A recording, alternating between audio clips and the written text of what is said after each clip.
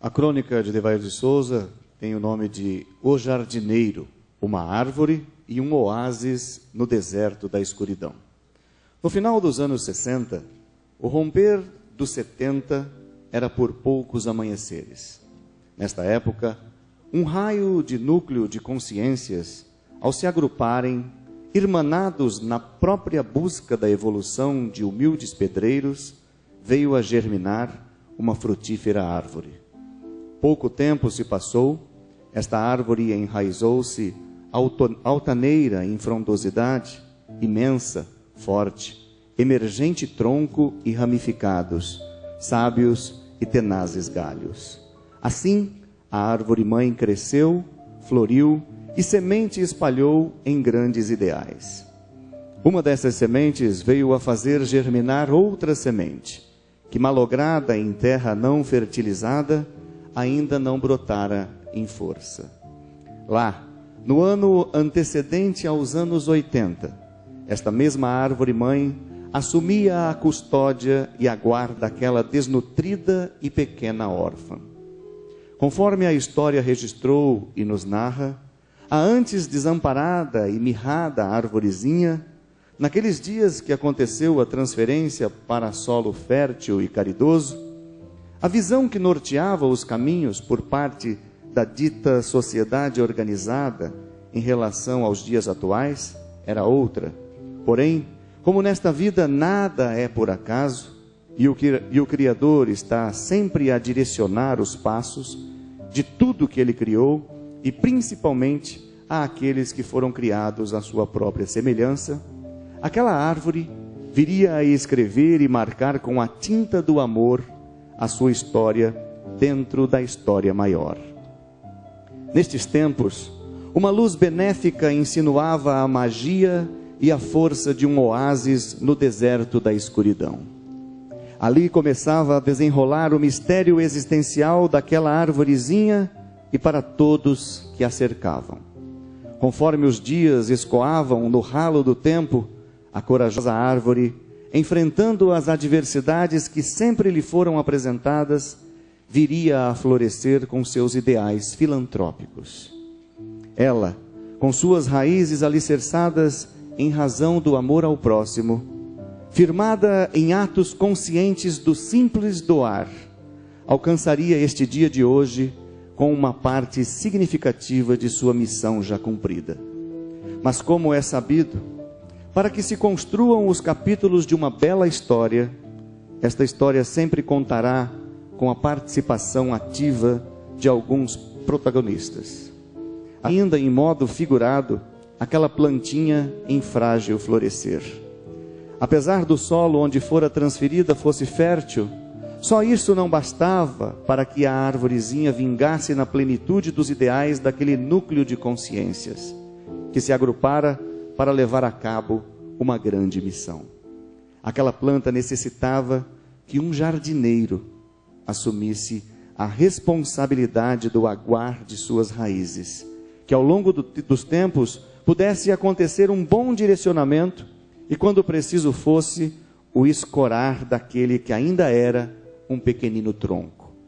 A razão e o equilíbrio, dentro das vestimentas do amor, ditaram, na época, que necessário se fazia que alguém assumisse a árdua tarefa do podar, aparar espinhos, zelar das flores e frutos e posteriores sementes que dali viessem a brotar. Um jardineiro, então, foi convocado a cumprir gratificante, mas também árdua tarefa. O mundo girou. 3 décadas após os alvoreceres daquele longínquo 1979, atestam com justiça, para o registro de parte desta história, que todos os dias, sol ardente estivesse, inverno rigoroso fosse, chuvas e trovões explodissem nos céus, vacas magras passassem pelo curral dos dias, leis hipócritas surgissem no país das fantasias, nada disso o abalava.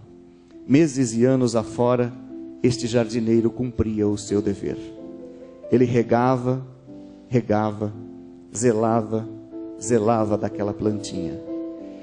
Ela começou o seu crescimento em duras batalhas, Desde os primeiros frutos por esta árvore, muitos e muitos frutos dali se desprenderam em seus voos pela vida. Lá sempre estava ele, enérgico e sonhador, humilde e desbravador, aprendiz e professor. Lá estava ele, um jovem jardineiro, regando e zelando daquela planta. Quantas vezes em seu regador de água escassearam, por vontade de outros, o líquido do amor e da fraternidade? Incontáveis, sem dúvida, mas isso não mudou em nada o seu. Nos infortúnios das horas amargas, ninguém pode desmentir que foram suas silenciosas lágrimas que aguaram a pequena árvore. Muitas vezes o desânimo quis bater a porta, mas ele nunca o deixou entrar. Os anos se passaram, muitos e muitos à sua volta o ajudaram. Mas, por outro lado, devido à sua forte personalidade, muitos também o criticaram. Mas lá estava ele, dia após dia, mês após meses, ano após ano, década após década. Talvez o próprio jardineiro de vez em quando custe a acreditar que se passaram mais que os longos 30 anos para os quais ele foi convocado a cumprir esta nobre missão. Bom, enfim, como anteriormente foi dito, uma história está sendo escrita dentro da história maior. E agora deixarei de me expressar em modo figurado, pois com o garatujar destas minhas humildes linhas eu quero dizer a todos aqui, que este jardineiro, que ao longo de 3 décadas vem zelando desta árvore, é conhecido apenas como Seu Roberto. Simplesmente Seu Roberto. Em outros meios da sociedade londrinense, ele também é conhecido como Miranda, mas para nós, que fazemos parte desta família que é conhecida como Ilittic, nós o conhecemos como Seu Roberto. Ele, o nosso jardineiro, é o presidente do Instituto Londrinense de Instrução e Trabalho para Cegos, que é a nossa árvore desta bela história. O Instituto, ou simplesmente o Instituto dos Cegos, como também é conhecido, vem sendo liderado pelos pulsos fortes deste jardineiro, deste jardim do amor fraterno que conhecemos como Ilittic. Muitos e muitos também já cumpriram e ainda cumprem suas missões de vidas.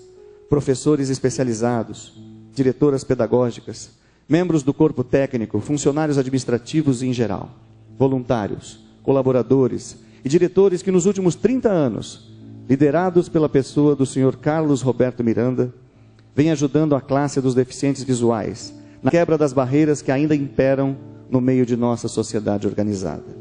É inquestionável que o Ilittic, o Instituto Londrinense de Instrução e Trabalho para Cegos, vem sendo e sempre será uma das maiores referências do Brasil naquilo que diz respeito à classe dos deficientes visuais.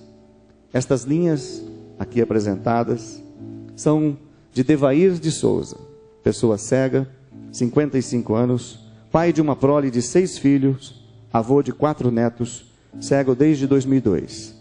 Ele é um dos muitos filhos de Londrina, que voltou a exercer sua plena cidadania com a ajuda deste oásis no meio do deserto da escuridão.